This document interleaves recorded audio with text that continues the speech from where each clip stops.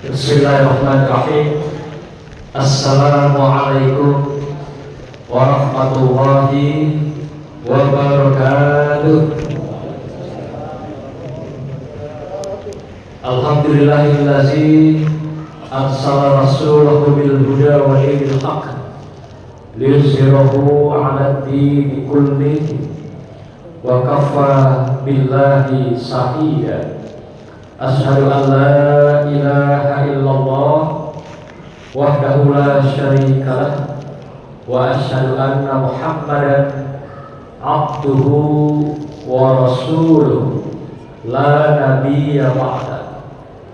Allahumma shalli wa sallim ala sayyidina wa habibina wa maulana wa syafi'ina wa qurrati a'yunina Muhammadin wa ala alihi wa sahbihi ajma'in.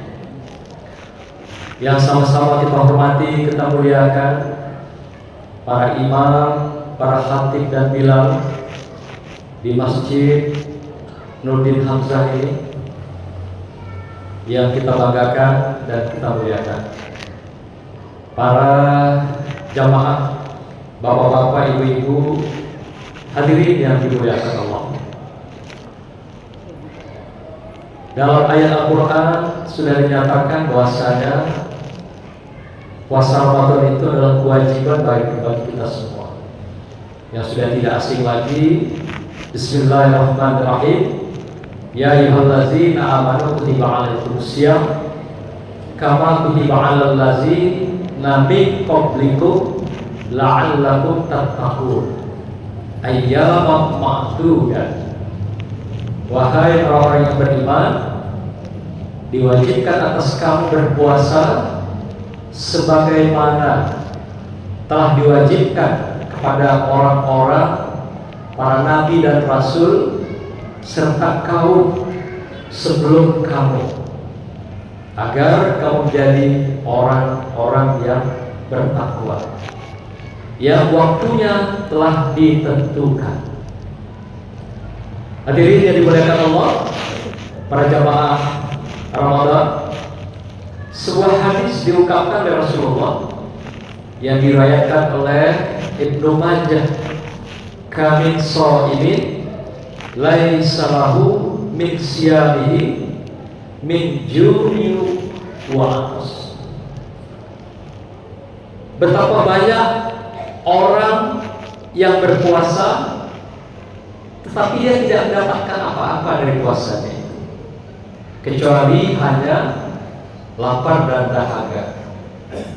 Dalam hadis yang lain masih diriwayatkan oleh Ibnu Majah dikatakan, kasirus siyam wa qalilun muflihun. Banyak orang yang berpuasa tetapi sedikit sekali mereka yang sampai kepada muflih. Apa itu muflih? Dikatakan tafsir hadis ini adalah sampai pada tujuan, sampai pada sukses, sampai pada keberhasilan. Jadi tujuan yang dikatakan oleh Allah tadi, la'allakum tattaqun, itu adalah tujuan Bapak Ibu sekalian. Tujuan itu adalah puncak dari perjalanan kita, akhir dari perjalanan kita. Maka itu Rasulullah ingatkan betapa banyak yang tidak sampai pada tujuan itu. Boleh jadi baru 10 hari pertama dia sudah takepor, ya, sudah letoy, sehingga tidak kuat lagi beribadah dan juga melaksanakan qiyamul lailnya. Mungkin hanya berpuasa tapi tidak qiyamul lail, mendirikan malam Ramadannya. Nah ini juga tentunya tidak sampai, karena paketnya itu siangnya berpuasa Ramadan, malamnya qiyamul lail. Maka itu dikatakan asyamu fi syahrul Ramadan wa yaqumul lail. Kata Bukhari dan Muslim dalam riwayatnya. Jadi dirikan puasa di bulan suci Ramadan dan wa yaqumul lail, dirikan dirikan sholat di malam harinya, dan hidupkan Ramadan itu di malam harinya. Jadi paket, bagaikan satu keping mata uang. Jadi kalau hanya puasa saja, berarti meninggalkan keping yang sebelahnya. Atau sebaliknya, tidak berpuasa, hanya qiyamul lail, juga tidak sampai pada tujuan. Nah, maka itu tujuan itu tadi seperti digambarkan, la'allakum tattaqun, betapa banyak yang kandas di tengah jalan, kata Rasulullah, tidak sampai kepada muflihun, tujuan itu.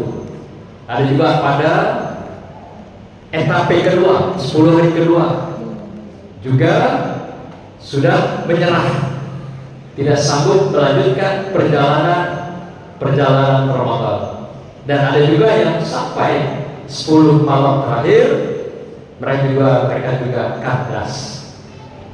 Atau ada juga yang tidak menghidupkan 10 hari pertama, 10 hari kedua, hanya mengejar 10 hari yang terakhir. Karena dikatakan ada di situ malam Lailatul Qadar. Lailatul Qadri khairun min alfi syahrin, katanya. Bahwa malam Qadar itu kalau kita beribadah sama nilainya dengan 1000 bulan. Sehingga dihadang kayak ngadang duren gitu. Itu juga tidak sampai, kayak sekalian. Maka itu sebuah paket protap daripada kegiatan Ramadan itu, mulai dari malam pertama sampai malam 29 atau malam 30. Jadi Rasulullah memberikan sunnah kepada kita, siangnya kita berpuasa secara pasif ibadahnya, malamnya kita secara aktif. Jadi pasif dan aktif.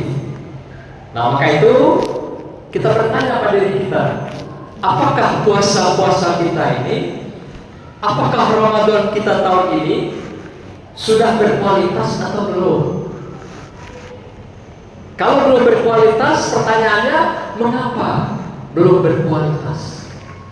Apakah puasa kita, Ramadan kita masih seperti dulu waktu kita baru mulai akil balik, diajarkan oleh emak kita, bapak kita berpuasa, diajarkan oleh guru-guru ngaji kita?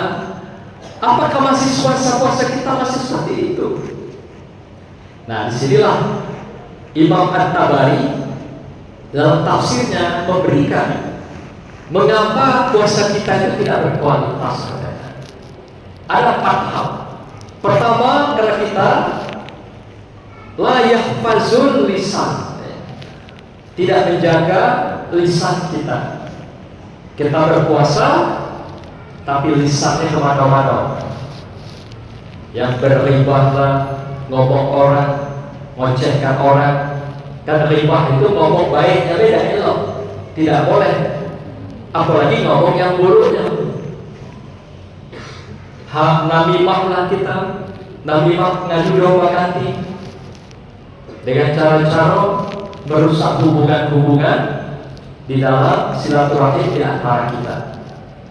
Apalagi sampai pada fitnah, itu juga lebih parah dan menghilangkan puasa-puasa kita. Jadi menurut Tabari, mengapa puasa kita tidak berkualitas dan kita tidak sampai diantarkan pada muflihun? Pertama, tidak menjaga lisan kita. Yang kedua, kita tidak menjaga amal-amal kita. La yuhfazul amal. Amal-amal kita tidak kita jaga, perbuatan-perbuatan kita dalam kehidupan sehari-hari.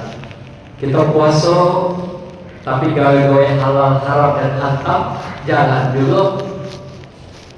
Apakah di kantor, di tempat kerja, di sekolah, di masyarakat, di komunitas.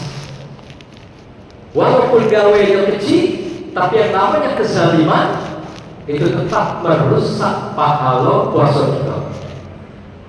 Apakah membatalkan? Tidak, tapi membatalkan pahala puasa kita. Nah, yang ketiga, kata Tabari, adalah orang yang tidak menjaga hatinya. La yuhfazul qalbi. Mereka tidak menjaga hatinya dengan baik. Dia berpuasa, tapi apa yang ada di hati dan pikirannya masih iri dan dengki, masih hasud, masih sombong, masih angkuh, kayak gayanya seorang iblis. Ada khairu minhu, aku lebih elok dari dia, aku lebih gagah dari dia, aku lebih ganteng dari dia, aku lebih hebat dari dia, aku lebih kaya dari dia. Itu adalah pernyataan iblis di hadapan Allah SWT. Kita tidak jaga hati kita, tidak jaga jiwa kita, tidak jaga pikiran kita. Dan keempat, kata At-Tabari, mengapa puasa kita acap kali tidak berkualitas? Karena kita mengabaikan waktu. La yahfahul waktu. Kita mengabaikan waktu di dalam masa-masa bulan suci Ramadan. Maka itu Rasul mengatakan diam lebih baik dan diam itu adalah emas. Tidurnya orang berpuasa adalah ibadah. Apa itu maksudnya? Daripada kita menghabiskan waktu dengan poya-poya, berjalan ke mall, ke pasar, habiskan waktu di mall itu gudangnya setan, Bu. Jadi kalau kita ke mall, walaupun berniat di rumah dan selera udah belanja, mulai di pintu mall, sudah mulai itu dibisikkan ya was-was. Wih, bagusnya baju itu, eloknya sepatu itu, eloknya celana itu, eloknya baju gamis itu, segala elok. Padahal dari rumah tidak niat, cuma sekedar cuci mata. Karena di mall, di pasar, gudangnya para jin dan setan. Di samping, di dalam diri kita ini ada nunggu jin, namanya jin kori. Jadi ketika jin-jin di luar itu mengontak, melakukan koneksi dengan jin dalam diri kita, nyambung dia, bangkit hidup, dan potensial dia menggoda, mengganggu, dan menggerus keimanan kita dalam kehidupan. Connect antara jin yang di luar diri kita dengan jin yang melekat dalam diri kita yang namanya kori. Nah, Bapak Ibu sekalian, agar kita sampai pada muflih, tujuan puasa la'allakum tattaqun, pelihara apa itu kata At-Tabari, agar kita selamat dalam perjalanan 10 hari pertama, 10 hari kedua, dan sampai nanti finish. Insya Allah kita sampai ke Idul Fitri dalam keadaan fitrah, seperti kita kembali dari kelahiran kita dari rahim ibu kita semua, lahir dalam keadaan suci fitrah tanpa dosa di hadapan Allah SWT. Karena fitrah kita, fitrah manusia yang suci itu sesuai dengan fitrah Allah. Jadi matching, connect, nyambung antara fitrah Allah dengan fitrah kita. Tapi dengan kita menjaga Ramadan kita, puasa kita, dan malam-malam di bulan suci Ramadan, di samping kita tetap melakukan berbagai empati sosial, peduli dengan lingkungan, saudara, dan juga keluarga kita yang membutuhkan. Demikian Bapak Ibu sekalian, barakallah. Wassalamualaikum warahmatullahi wabarakatuh.